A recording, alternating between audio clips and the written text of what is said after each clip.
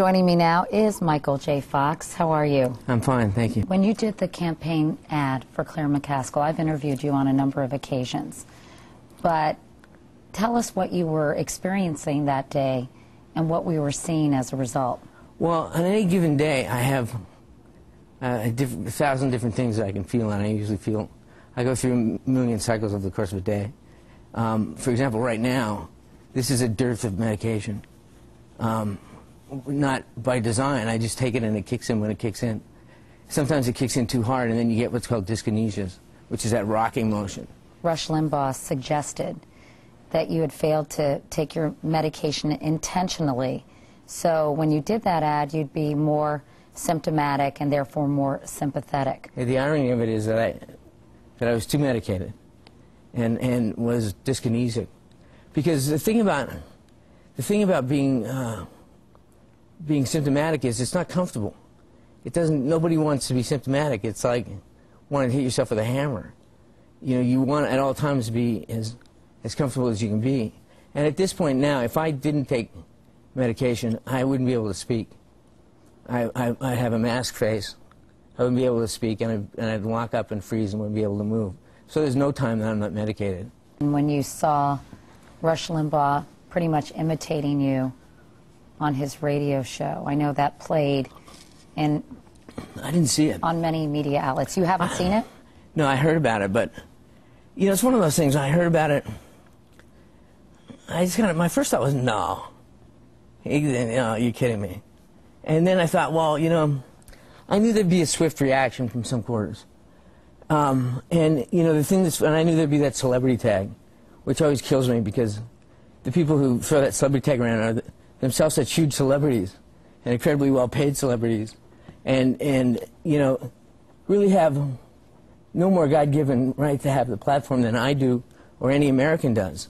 We all have a right to speak up and say what we think is right, and we all have a right to fight for the things that we believe in. And I believe that science should move forward in this country. Science is a big part of the American story, and we need to start writing a new chapter. I called Rush Limbaugh and he told me, I believe Democrats have a long history of using victims of various things as political spokespeople because they believe they are untouchable, infallible. They are immune from criticism. He went on to say, Michael J. Fox is stumping for Democrats in the political arena and is therefore open to analysis and criticism, as we all are. Well, first thing, you know, he used the word victim, and in another occasion I heard he use the word pitiable. And understand, nobody in this position wants pity. We don't want pity. I could give a damn about Rush Limbaugh's pity or anyone else's pity. I'm not a victim. I'm someone who's in this situation. I think I'm in this situation along with millions of other Americans, whether it's, like I said, for Parkinson's or Alzheimer's or ALS or diabetes or spinal cord injury or what have you. And we have a right, if there's answers out there, to pursue those answers with the full support of our politicians. And so I don't need anyone's permission to do that. What about research on adult stem cells? That's fantastic. What about research on stem cells that have been culled from embryos and may be able to be produced synthetically? In other words, this is such a political hot potato, as you well know. But the point of it is that the cells that we're not using, that are being wasted, hundreds of thousands of cells that are left over from in vitro fertilization, are being thrown away, are being wasted. They're not going to become life. They're not going to become life. They're being thrown away.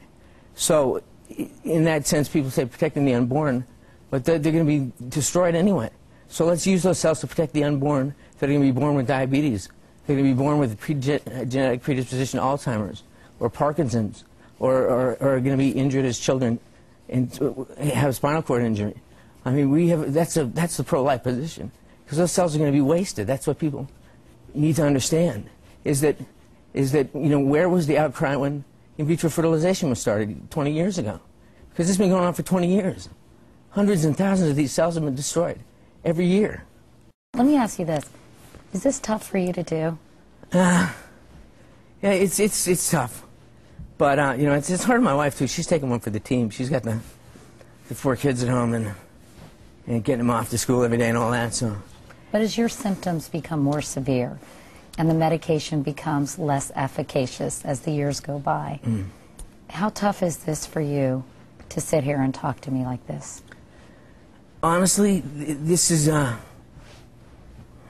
mean, I really feel this, that you get in your life very few chances to make a difference. And I'm really, if this is the circumstances that make that possible, like I said, I'm grateful for it. You know, when I'm in my life with my kids and hanging out, it's easier. There's not, I mean, stress is really an exacerbating factor. But having said that, yeah, it's not pretty. It's not pretty when it gets bad, and you know, I've learned to throw vanity out the window. I mean, I had enough years of people thinking I was pretty and teenage girls hanging my picture on the wall. I'm over that now. So, you know, yeah, it's tough to get shots. It's tough to do some things, but like I said, you know, the chance that to just get people for 2 minutes to go, well, this is big. This is like it's not a wedge issue. This is not a thing. This is really about who we are as a country and how we feel about our people, and about the majority, respecting the minority, but moving forward with what they need and what they want. I want to make that point too, that that people that are against stem cell research, embryonic or otherwise, whatever, I couldn't respect them more. If they've prayed on it and they've thought about it and they can't get their head around it or their heart around it, then great. I mean, fantastic. I admire them and I respect them. All I say to them respectfully is, if there's a majority that also prayerfully and thoughtfully and emotionally and intellectually and in every other way weighed this and came on the other side and said, no, I think it's the right thing to do, to very carefully tread these waters to save these lives, then you have to respect that too. And don't resort to name-calling or inflammatory language or mocking or whatever you need to do. Just have a discussion about it, and we'll see what happens.